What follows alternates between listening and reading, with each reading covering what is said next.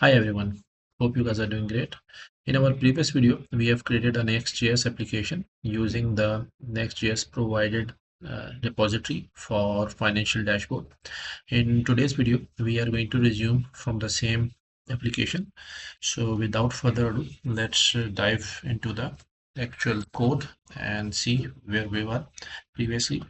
What we have achieved previously, we were trying to make our like we have tried to make this page responsive. You can see over here we are having an image of desktop, and if we switch to a mobile model, so a different image is going to get rendered. So let's proceed further. Let me just minimize it and open the VS Code so we can proceed and start working from the same place. Okay, so far you might have seen that we just have a simple home page, uh, and we do not have any navigation. So what we are going to create, we are going to create like some other routes, and then we are going to create some sort of a like nested routing. So let me just quickly brief you what nested routing is. Basically, Next.js uses like file-based routing. So it's being achieved using the folders. If I can quickly show you. So over here you can see like we do have our dashboard. If we I can quickly go show you like over here the page and the layout. So what's getting rendered over here is this page, and the layout and page is getting like nested or rendered within that layout. What does nested routing means? Like we can create some further folders within the app, and then we can use those separate routes separately. So like let me just quickly add a dashboard. Let me just add a new folder, and this time I'm going to add a dashboard.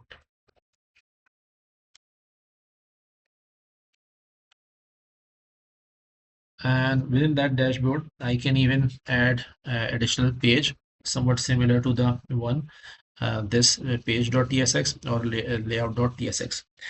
This page.tsx itself is a special Next.js file, and that itself export a React component, and basically it's required for this route to be like accessible.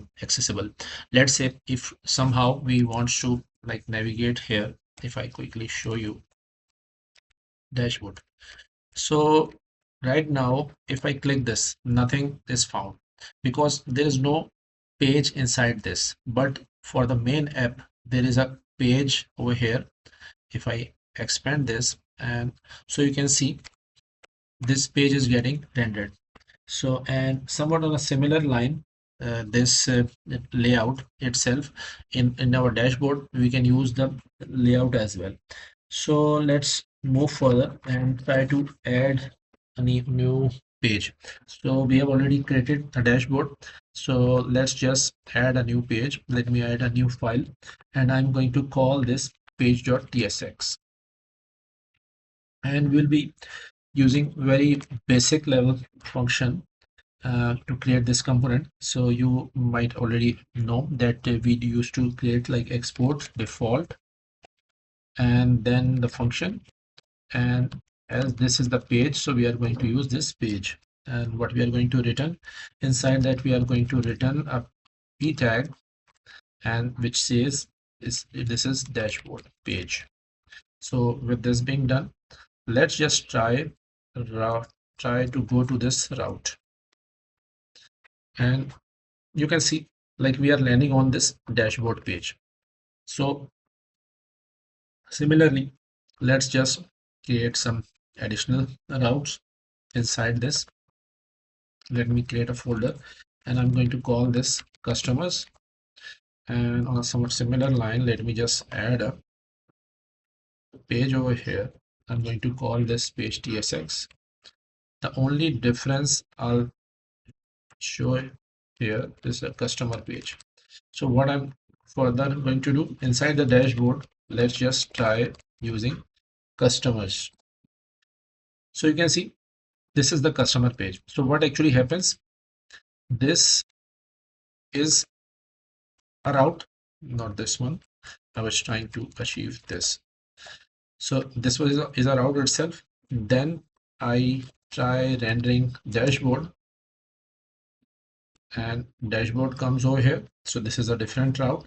And then I have a customer's route.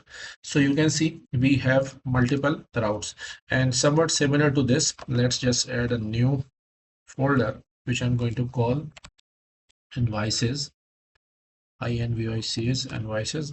Let me just add a new file, and I'm going to call this page.tsx. And over here, just a simple paste. Let me just copy rather than typing each and everything. Let me just, again, the page function is same, but just one change, like invoice page. So we have created like 3 different routes inside our app. So let's just add a specific dashboard layout. One thing you might have noticed when I am routing to this. So you can see there is a layout, the main layout, and there is a nested page. The reason is that within this, we do have a layout page. And then within that layout, this page is getting rendered. But over here in the dashboard, if I go to this is the only page. So when I go to dashboard, what is actually happening, a simple p tag is getting rendered. What I need to have a proper layout somewhat similar to the one which I'm having on the main root. So let's just add one more file, and I'm going to call this layout.tsx. And this layout itself, let's just import certain file. One more thing which we are going to do inside this, we are going to use or import side nav, because the prime reason we were thinking, like within the dashboard we need to have some navigational items as well, because the layout is not created, so it was showing error. So let's just try writing code. We are going to import side nav. This is an existing component which is already part of the application, so we are just importing it. And then what we are going to do, we are going to call the export default and function, and this time we are going to use layout. Previously there were like page function, but page function was not accepting any props. For for those who are not aware of props, just recognize this as a sort of a parameters that you are going to receive within your function. So for at this point of time, if you haven't heard of that, think of this in that manner. So we are going to receive some props or parameters, you can see over here inside this function. And what we are going to call those, these are basically children props which are getting received from the parent. And then let's just call this children and react dot react node. So these are the basic like functions we are getting this. And let's just open this, and what we need to return, let's just try returning a div. And let me just return a div. We will be adding some classes later, but let me just add some div first. And then we have another div, and let's just add a side nav bar, and we might be requiring one more div. Side nav should be properly closed, and we will be requiring one more div over here. So this being done, what we need to do, we need to like return it back. The function needs to be closed because okay, because we are using multiple lines, so return should be used in this manner. So let's just do this way. And what error, seems like must have a parent element. Okay, so one thing they are trying to do, we can do something like this, because it requires multiple. When we are writing JSX, so it like thinks that all the these tags should be nested within a single tag. You can see these divs like and this div both are at the same level. That's the reason it was saying that we need to have a parent, and for this we have used this sort of tag. Let's just save it and try running and see. You can see the navs are there, but what is actually happening, the navigation is like moving all across till the I would say it's occupying the whole width. So let's just apply certain tailwind classes that we have with us. So let's just, I'll be writing those classes first, and then we'll be discussing what's the object of those. So let's just write flex, then we are used going to go the edge screen, and then we need to use flex dash call, and what else for the medium, flex dash row, and then we have medium overflow, and overflow, this is going to be hidden. So overflow hidden. So this is one class, and the second class inside this we are going to use the class name, and we are going to use this w full, and then we are going to use this. Bear with me if you are not able to get hold of these CSS classes. We'll be discussing those in a while, but first let me write and show you how this is getting rendered. So this is one thing. Then we have over here on this div we have like flex, and I will also tell you what's the reason why we have used this div along with the above div. So flex dash grow, and what we are going to use dash 6, this one. Okay, just give me a minute. I think, yeah, I missed that. And what else? MD colon overflow, and this is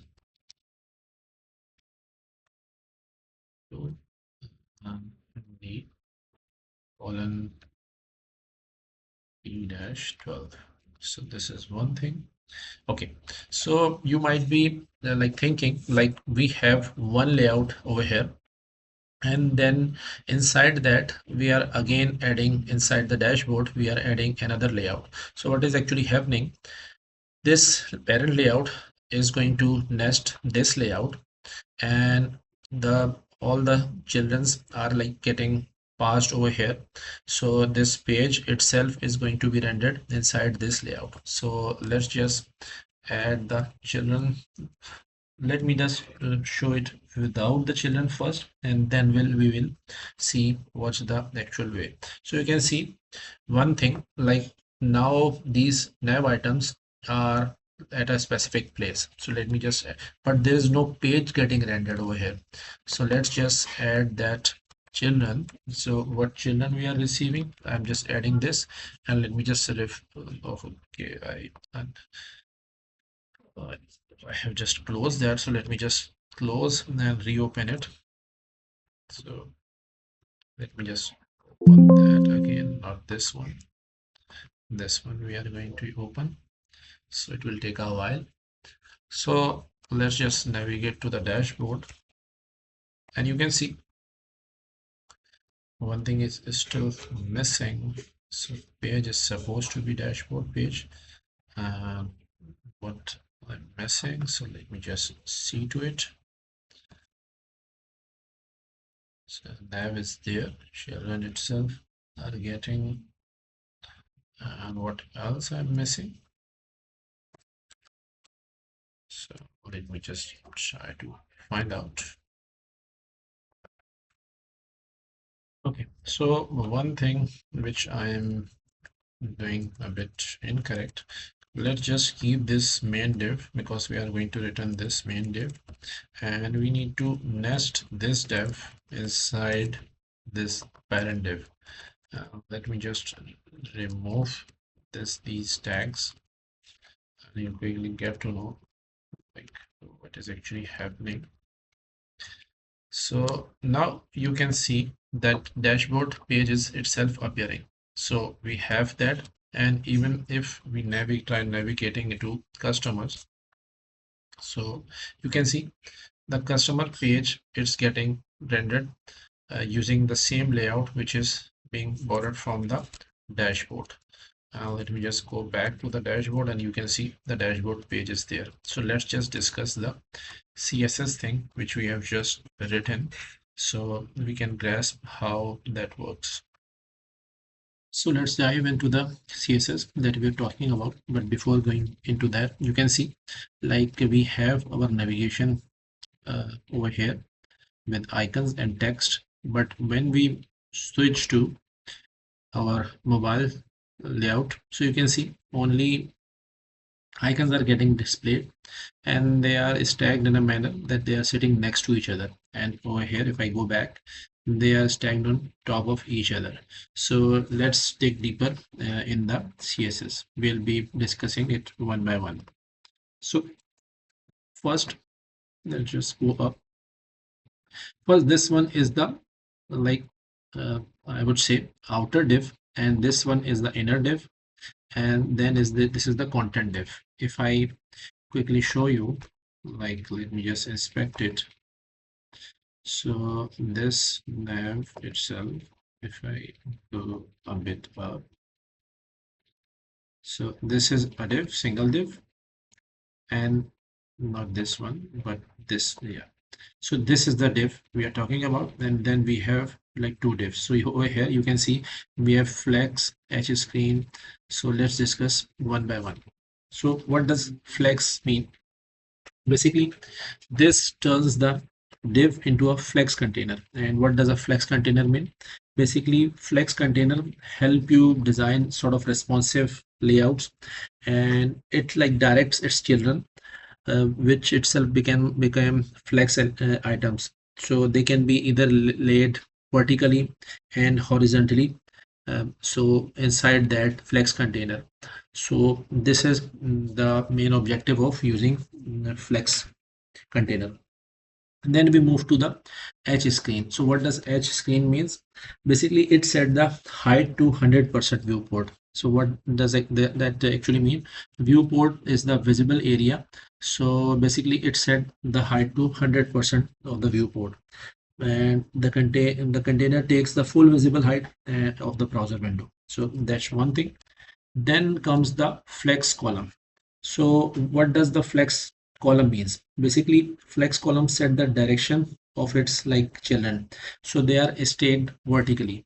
If I can quickly show you, like this is the main div, and we have like flex column, and we are not this point, because let me do this way over here, because this flex column is referring to the mobile screen, and when we talk about MD flex row, it would be referring to the bigger screens. So you can see flex column, what it is doing, basically it's setting the direction of the columns that are stacked vertically. Vertically means there are you can see like this div is over here, the navigational div, and then we have our like content div over here. And if we switch back to this, and if we talk about flex row, so what does flex row do? You can see like over here on this main div, and if I go to this div, so these are stacked in a sense like they're setting rather than on top of each other, they are sitting next to each other. So this div is over here and this div is over here. So one is used for the flex column and one is used for the flex row. So basically, subject to the screen we are viewing, this class is getting applied. So that's one thing. So this is basically achieving the horizontal layout here on like medium screen. And then basically comes the MD, what we have over here, MD overflow hidden. What does it do? Basically, it applies overflow hidden and it prevents any scroll bars getting shown over here in the main like layout, I would say, or main div, because we will be having those inside this content div.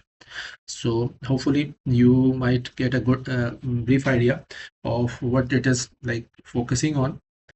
And let's just move to the inner like div, and over here you can see Let's just switch to the mobile version first. So widthful, what does it mean? Like when we are saying widthful, so it sets the width to 100%. So on basically small screens, nav takes up to like the entire width. So you can see the navigation like this one is taking the whole width.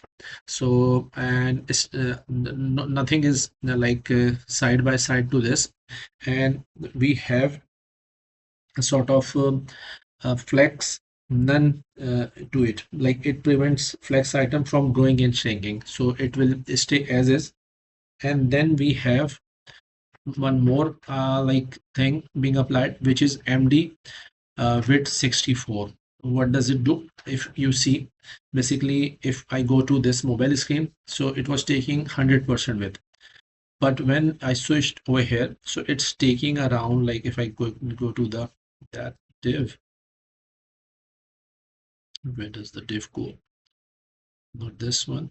Yeah, I think it's this one. Okay, so what does it do? Width 64. So here in Tailwind, when it's saying width 64, basically 64 means 0.25 rem, and rem stands for let me, I just forgot, just give me a minute. Yeah, basically it's root em. Root em is a way of measuring size on responsive like pages. So when we are saying that it's like 64, like 64 width, so what does it actually contributes to?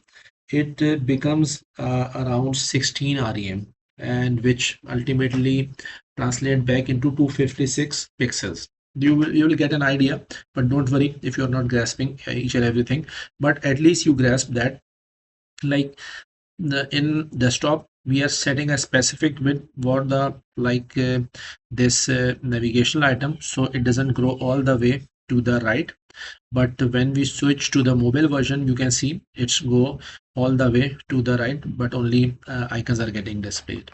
Then we move to the next this div, which is for the container, or I would say the content.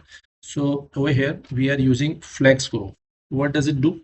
Basically this allows the item to grow and fill all the remaining space, because over here in, if I go back, because we are focusing on this, so you can see this content is again like taking the whole space. And then we have P6, which is applying a padding of 1.5 rm. You can see a padding is being applied on all the sides, so around 24 pixels of width have been applied. Then comes the MD overflow via auto. What does it mean?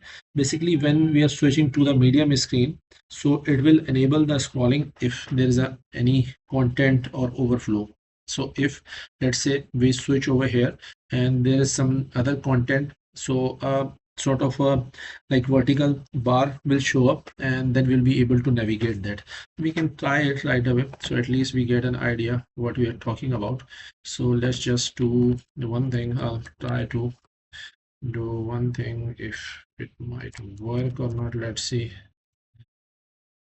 Let's see.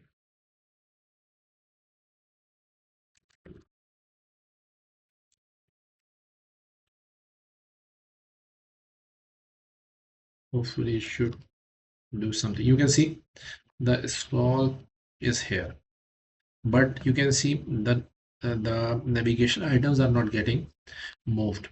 So let me just revert back to what it was originally. uh, Let me just try it. Okay, so this, okay, so you can see the vertical bar is being removed. And the last thing over here in the code was, if I go to the layout, so was MDP12. What does it mean? When we switch to the bigger screen, so the padding itself is way bigger than the one we have in the mobile. So you can see the padding is 48 pixels. And if I switch to mobile version, let me just try figuring it out. So you can see over here it's 24 pixel. So this way we are altering, because on mobile devices we are getting less space, so padding is a bit less compared to the one when we are having a luxury of having a big screen. Hopefully you are able to grasp this. So let's move forward. So what we are doing over here, this was the CSS part. I tried my best to explain. What else we are doing over here? We are trying to import this side nav itself is a component which we are importing. And what does this layout component is doing? It's receiving a child prop, and which you have seen that we are displaying over here inside this. And what is the like benefit of using this? Basically this allow us to like update this layout without changing this like navigation. If I quickly show you, we have right away changed the page, so you can see like page could be changed easily, but this navigation items will remain as is. Now let's move further.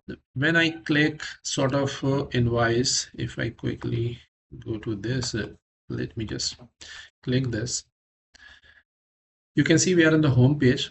And if I click invoice, so this one, okay, routing, let me see one thing in the console or network. Seems like it's doing it very quick. So you can see dashboard refresh is there, a call have been sent. If I can quickly show you, a dashboard call have been sent and this have been sent. It seems pretty fast, that's why we are not able to predict it. But in this navigational item we are using, if I quickly go to the UI and the nav, where is the nav one? Let me just go to that one. So over here in the side nav, okay, within the dashboard we are using, I think I have already changed that. One thing which I need to showcase you was previously it was like this. And what else? I need to remove this. Let me just see.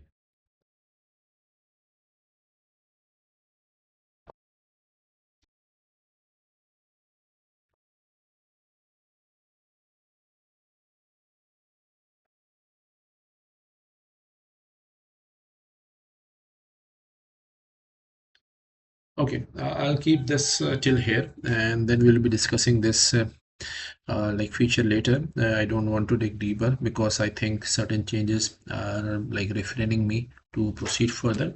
So hopefully you are getting along with me and you are able to get hold of certain things. And if you feel that certain pieces are being missed out and there is anything which needs to be elaborated much more compared to the way I have elaborated, so feel free to like, let me just do one thing. So feel free to let me know and I'll add those to the discussions as well. So thank you for watching till here. So I'll be resuming in the next part, and then I'll be discussing about the navigational links, what anchor tag is this, and what is the link tag in the Next.js, what value it's adding when we are using the Next.js component. So see you then. So if you feel like the videos are like good enough, so feel free to subscribe and like. So thank you for watching. Bye.